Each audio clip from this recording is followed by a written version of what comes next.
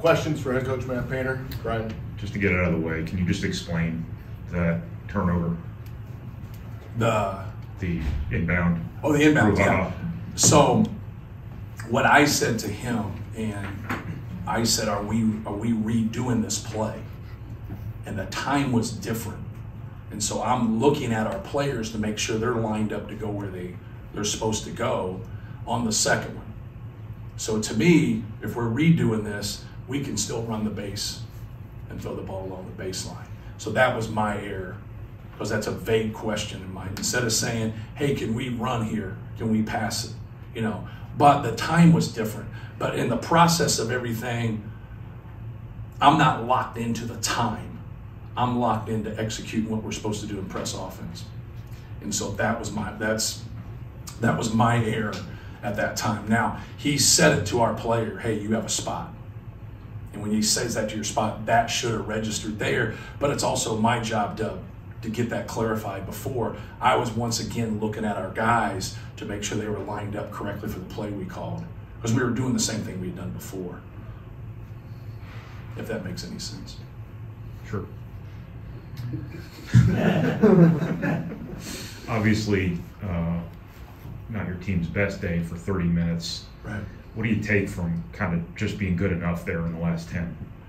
You know, you can dwell on that piece of it, and as a coach, you definitely register everything that happens, and you try to gauge everything that we've been through. And the one thing that I think that you sometimes don't get across is just how good other players are.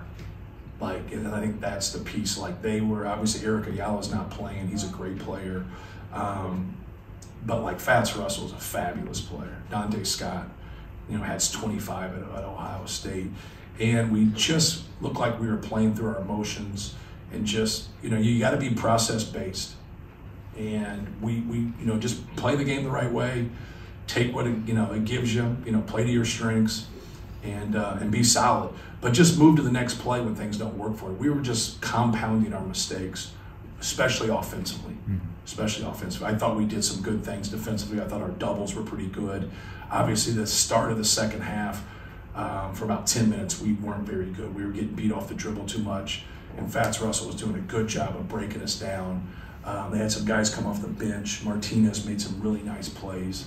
And give them credit, I thought they clearly outplayed us. But with that being said, we found a way to come back. We found a way to make some plays. We weren't hitting from three, and then we made 4 threes. We go 4 for our last 6, I think, from 3. So, give our guys credit there at the end. Jaden had a tough game, but he makes, has the and one. Defensively, they fouled like we wanted to when we're up 3. We would prefer less time, but I don't like the guys when they get into the scoring position at that time. So I kind of live with that. So if we lose, then that's on me. But I don't want some guy hitting a 3 and tying at that time. So 8 seconds is a lot. So I thought Danny did a good job in making him make those 2. And just, you still got time with a fast point like that. Obviously you got to, catch the basketball and get fouled, make your free throws, and we're gonna do it all over again. So I'm not gonna let them just dribble down and make a 3 at that time unless they're shooting a half quarter or something.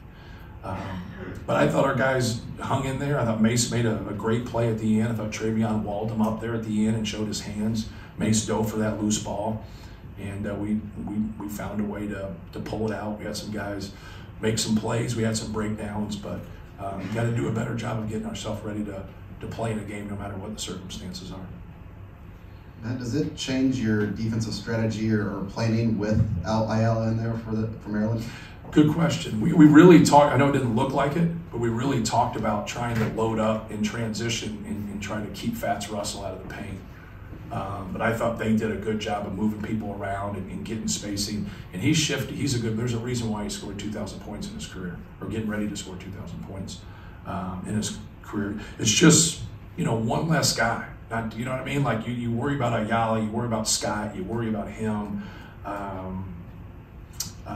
I'm going to lose my mind here. Akeem Hart. Yeah, Akeem Hart's had a couple really big games for him. So we had the one big game in non-conference. I think we had 32 in the game. And so, it's just one less guy, but that's always, the guy on the bench who's not getting an opportunity when he does, now they step up and play. Like everybody in the Big Ten's good. But yeah, we got a lot of respect. Ayala's the one that more or less beat us last year, at Maryland. Made some great plays down the stretch. Is there a reason why Brandon Newman hasn't been playing as of late? Yeah, Jaden Ivey and Sasha Stefanovic, and I've talked to him about it. And then the next guy in that position is Ethan Morton in that role. And Brandon's been really good when he started for us and he played 25, 30 minutes, but he has struggled in that role. And so now you just, at times when you play 10 people, it gets really, really hard. Like today, it was hard because we were switching things and we've been hedging a little bit more with our 4-man. And so like now it was a little bit harder to play bigger and play a bigger 4 in a lineup. And then when it comes to that, it's like, it gets really hard to be able to play 10 people. And I had a talk with him the other day, and he's been great. He's had a great attitude. But like he hasn't been great in that role coming off the bench. When you get 5 to 15 minutes, like you got to keep yourself, ready. You got to be solid in that role. And Ethan's, been the guy that we went to in that role. The game did kind of change when the threes started falling. Do you feel like their energy is still kind of tied to their offense, tied to their ability to score quite a bit? It's definitely there. I don't know how to quantify that, to say that, but there's no doubt it's definitely there. We feed off of scoring, and we play better all around when we score the basketball. And I think the frustration sets in for our guys. I think we have too many guys that play off their offense instead of just, like I said earlier, being process-based. Make good decisions, take good shots. If it goes, great. If it doesn't, move to the next play, get yourself ready. And we compound our mistakes. We allow that to affect our play.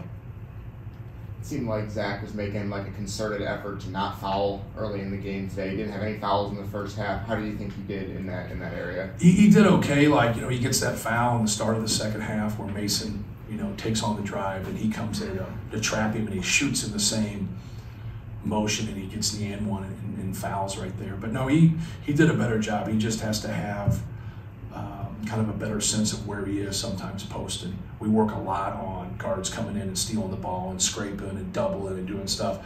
And at times their guards are just really active in there. You can't dribble it then, or if you do dribble, you got to pick it up, and then you got to make just a simple pass. Anytime they put 2 to 3 people on the ball, you got to pass the basketball. And we weren't clean. We didn't collect ourselves all the time when it was in a big crowd. He allowed him. Big people sometimes can get small and they get narrow. And he got narrow a couple times in his post moves. He's got to stay a wide base and just go right over him and score. But no, he did some good things. Obviously, he had a double-double, and obviously he draws a lot of attention. You've won a certain way this year. This was not the typical way that you won a game. Right. Can this help your team as you get deeper into this season to maybe have to win a different way than you're accustomed to? I sure hope so. It's not obviously the way you draw it up, but we've been down 10 probably 3 times, I think, this year, and being able to come back and win games. And just try to keep your poise and stay with it. Sometimes you're in those games and you have kept your poise and you have played okay. The other team's just, pretty good. And you just got to stay with it. And the Villanova game is probably the one that jumps out. But we scored 11 straight field goals, and they missed free throws. So it's a good recipe when you're down 10 and you make 11 straight field goals. But yeah, you sure hope so. You sure hope all your experiences, with the tight schedule, with the heavy schedule. Like we've played a lot of really good teams, obviously playing in the Big Ten Conference. So you just hope all your experiences can help you, as you go forward. Coach, you haven't struggled a lot offensively all year. Tonight you said they were. Do you go to set plays? Do you call plays? Do you go to certain personnel to try to get them out of it? Or is it just keep encouraging them in whatever way you want to encourage them to stay with it on a night that's abnormal for them? Yeah, well, we, obviously with Jaden, he opens things up in transition, and they really sold out to him in transition and in the half court. They did a good job of making him get the ball out of his hands. He's had some games for us this year where he's done a great job of getting it out of his hands. He did not do that tonight. He got frustrated. He settled to start the game. So he shoots a couple deep threes, just kind of settling, instead of a lot of times with guys, like allow things to be positive for you to start the game. get a layup, get to the free throw line, shoot an open jumper, and then sometimes when you settle and you take tough things and you don't get off to a good start, now things kind of, like I said earlier, they compound. But you know, he's a fabulous player. He's really learned a lot in terms of letting the game come to him. But we've also been defended differently against Illinois and Michigan, where it gave more space to him. And now they took some space up there. This is what some people did earlier in the year, and he really grew to just making that pass. And so he's just got to get it out of his hands. And with our skill, if he can get it out of his hands, you know, now they have a decision to make. When he doesn't and he keeps forcing, they're going to stay with that and make it hard on him. But no, he obviously doesn't have his best game of the year, one of his worst games of the year, but he still makes that and one play there at the end. That was a huge play. I mean, just a tough shot, gets fouled, makes the free throw, and that's what puts us in that position. So we're going to keep him. Even though he struggled a little bit, we're going to keep him on the bus. Like, he's been great for us. Today wasn't his day, but it's also a great time to learn. Obviously, it wasn't the first time in Trey's career he kind of carried it there to the final few minutes.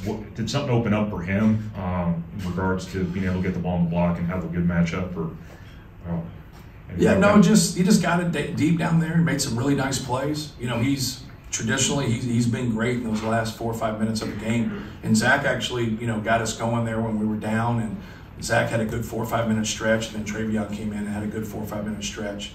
And that's what you need. You know, give Travion credit, because he did some good things on the block, but he also came over and helped ID and showed his hands and didn't commit that foul. Anything else? Thank you, guys. All right, thanks.